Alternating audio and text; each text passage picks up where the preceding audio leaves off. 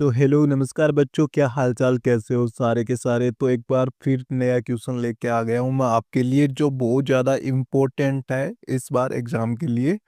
तो वीडियो को पूरा देखना है। और उससे पहले मेरी एक छोटी सी आपसे शिकायत ये रहेगी कि मैंने पीछे के 2 वीडियोस डाले हैं, उसको आपने बहुत अच्छे से देखा है, बट आपने किसी ने भी ना तो कोई कमेंट ड्रॉप करा है उसमें, ना ही किसी ने उस वीडियो को लाइक करा है। और बहुत से बच्चे ऐसे हैं जिन्होंने मेरा कहना माना है और चैनल को सब्सक्राइब भी करा है, उन्होंने लाइक भी करा है, सब कुछ करा है, लेकिन मोस्टली बच्चों ने नहीं करा है, ऐसे ही देख के छोड़ दिया है। तो बच्चों, आपसे ये शिकायत भी है और एक रिक्वेस्ट भी है कि अगर आप ये नहीं करोगे तो बताओ फिर हमें मोटिवेशन कहाँ से मिलेंगी, जो हम आपके लिए काम कर रहे हैं उसका। बच्चों, हमारा इसमें कोई भी बेनिफिट नहीं है, बट अगर आप लाइक करते हो, कमेंट ड्रॉप करते हो, अपने प्यारे प्यारे कमेंट ड्रॉप करते हो और चैनल को सब्सक्राइब करते हो, तो इससे हमें मोटिवेशन मिलती है नेक्स्ट वीडियो के लिए। तो बस उसी के लिए मैंने आपको बोला है, बट मैंने जो आपसे कमिटमेंट करा है मैं उस पर पूरा रहने की कोशिश करूंगा। और इसी के लिए मैं आपके लिए सेकंड क्वेश्चन लेके आया हूँ, जो बहुत ज़्यादा इम्पोर्टेंट है इस बार। ठीक है, तो क्वेश्चन नंबर 2 है, ब्रिटिश संविधान विकास का परिणाम है न कि रचना का, परीक्षण कीजिए। अथवा ये क्वेश्चन ऐसे भी आ सकता है कि ब्रिटिश संविधान विवेक तथा संयोग की संतान है, स्ट्रेची। इस कथन का विश्लेषण कीजिए। जो स्ट्रेची है उसके इस कथन का हमें क्या करना है, विश्लेषण करना है।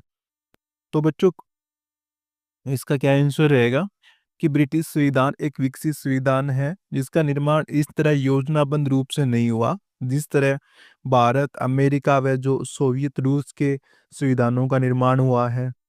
ब्रिटिश संविधान के संयोग एवं विवेक के तत्वों का अध्ययन निम्नलिखित शीर्षकों के अंतर्गत किया जा सकता है।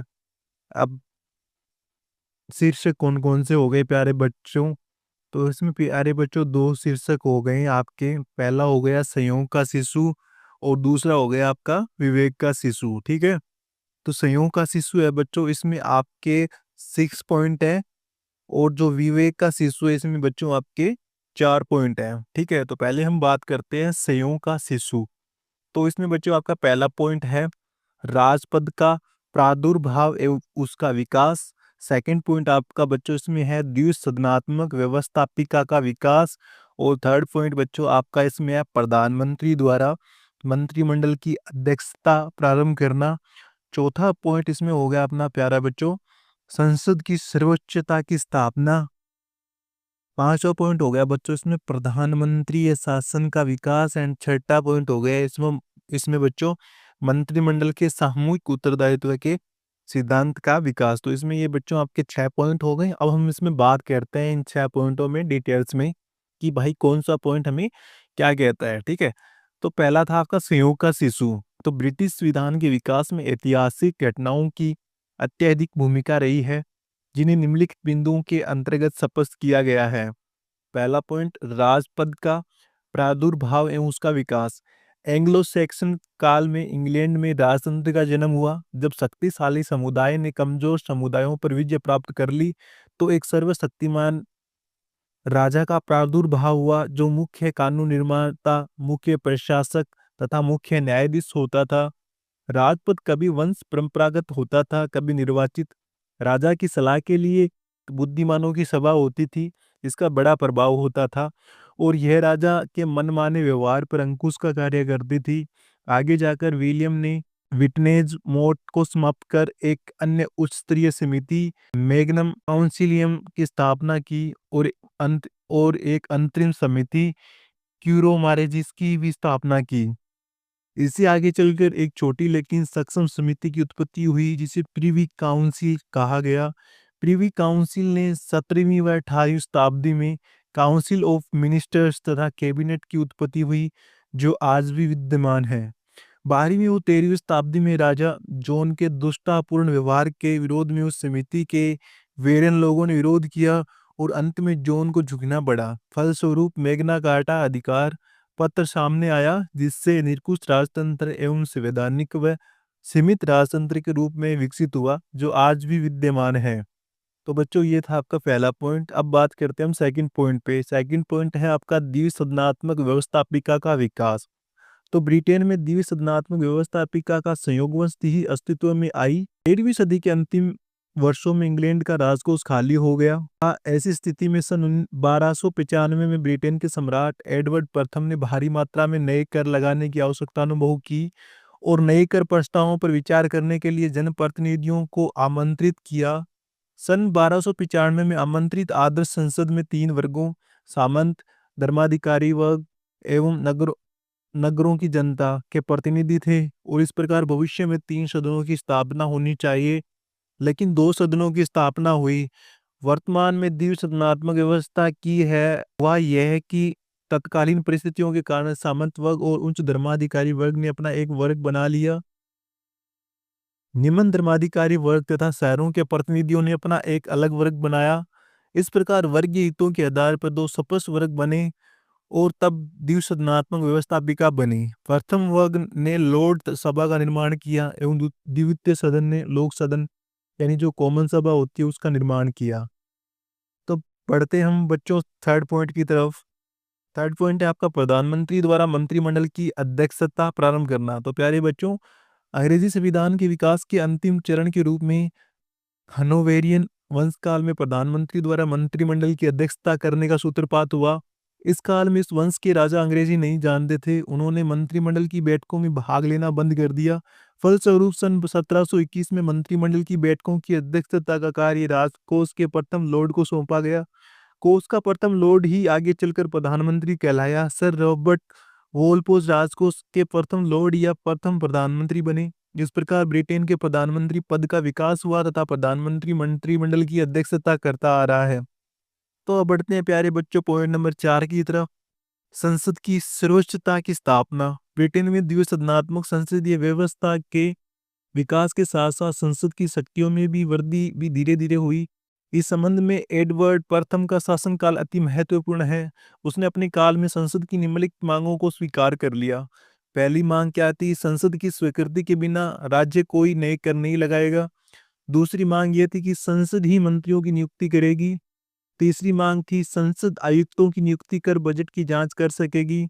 और चौथी मांग ये थी कि संसद के नए स्तर के प्रारंभ होने से पहले मंत्री लोग अपना त्याग पत्र देंगे और अपने विरुद्ध सब शिकायत का उत्तर देंगे। अतः स्पष्ट है कि इस काल में संसद को वित्त पर तथा मंत्रिमंडल पर नियंत्रण की शक्तियां प्राप्त हो गई है और आगे चलकर लंकास्ट्रियन राज्यकाल 1399 से 1485 से संसद की सर्वोच्चता की स्थापना हो गई। तो अब बढ़ते हैं बच्चों पॉइंट नंबर 5 की तरफ। प्रधानमंत्री शासन का विकास। 19वीं सदी में मताधिकार का विस्तार हुआ और मताधिकार के इस विस्तार में मंत्रिमंडल को जनाधार प्राप्त हो गया। राजनीतिक दलों के विकास ने दलीय अनुशासन एवं नियंत्रण को जन्म दिया, जिसने मंत्रिमंडल को शक्तिशाली बना दिया। अब मंत्रिमंडल में प्रधानमंत्री को निर्विवाद रूप से श्रेष्ठ स्थिति प्राप्त हो गई तथा द्वितीय महायुद्ध के काल में मंत्रिमंडल पर प्रधानमंत्री का नियंत्रण इस सीमा तक आगे बढ़ गया कि प्रधानमंत्री शासन की बात कहीं जाने लगी। तो प्यारे बच्चों पॉइंट नंबर 6 की ओर हम बढ़ते हैं। पॉइंट नंबर 6, मंत्रिमंडल के सामूहिक उत्तरदायित्व के सिद्धांत का विकास। हनोवेरियन काल में प्रधानमंत्री द्वारा मंत्रिमंडल की अध्यक्षता करने की परंपरा के प्रादुर्भाव के साथ साथ ही एक अन्य संवैधानिक परंपरा का विकास हुआ। वह है मंत्रिमंडल के सामूहिक उत्तरदायित्व की परंपरा।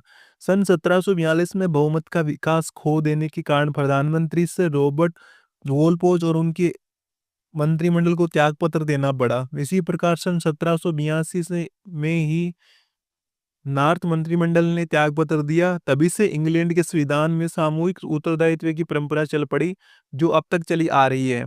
तो बच्चों ये था आपका पहला शीर्षक। अब बात करते हैं बच्चों हम दूसरे शीर्षक जो है विवेक का शिशु।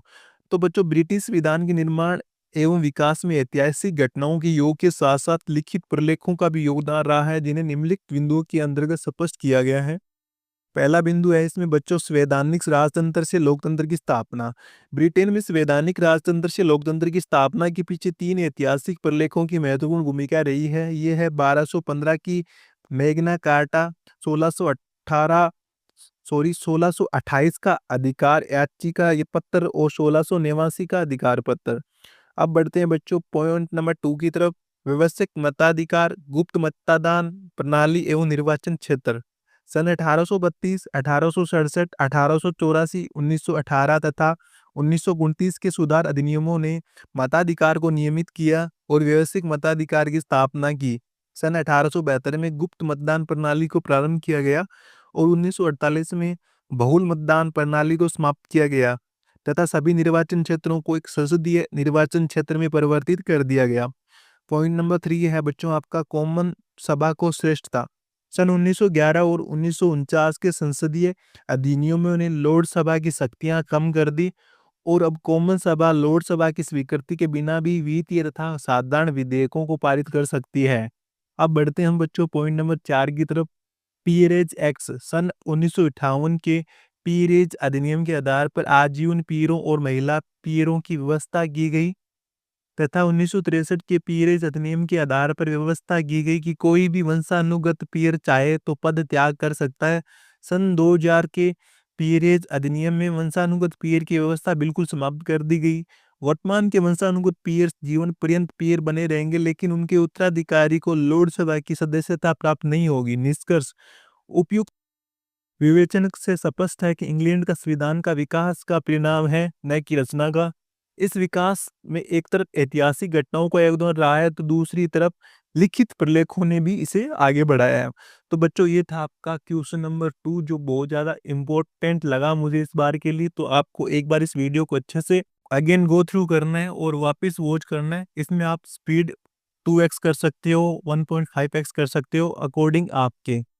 तो बच्चों अगेन आपसे यही रिक्वेस्ट रहेगी कि अगर आप वीडियो को वॉच कर रहे हो तो देखो वीडियो को लाइक करो, सब्सक्राइब करो और प्यारे प्यारे कमेंट ड्रॉप करो ताकि हमें मोटिवेशन मिले, हम आपके लिए नेक्स्ट वीडियो अपलोड कर सकें। तो बच्चों लाइक शेयर सब्सक्राइब रुकने नहीं चाहिए, अपने दोस्तों के साथ दबा के शेयर करो, हर बच्चे के साथ शेयर करो जो इस बार सेमेस्टर 3 लिख रहा है। मैं कह रहा हूँ बच्चों 2 दिन 3 दिन में पढ़ के आप आउट ऑफ में से आउट ऑफ नंबर ला सकते हो। बस जुनून होना चाहिए आपके अंदर कुछ करने के लिए। मैं कह रहा हूँ जी जान लगा दो।